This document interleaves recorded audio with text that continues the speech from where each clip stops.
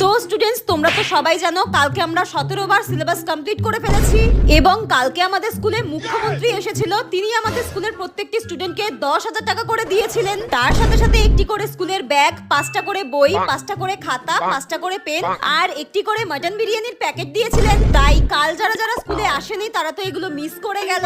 এবং কালকে তো আমরা স্কুলে পিকনিক করেছি, নাচ করেছি, গান করেছি, বক্স বাজিয়েছি, সবকিছু করেছি। কালকেই আমাদের স্কুলের সমস্ত টিচার অঙ্ক, বাংলা, ইতিহাস, ভূগোল, বিজ্ঞান সমস্ত সিলেবাস কমপ্লিট করে দিয়েছে। আর কালকেই বলে দেওয়া হয়েছে আজকে এক্সাম নেওয়া হবে। আর কালকে যারা যারা স্কুলে আসেনি তাদেরকে কোনো ছাড় দেওয়া হবে না, তাদেরকে ডবল পানিশমেন্ট দেওয়া হবে।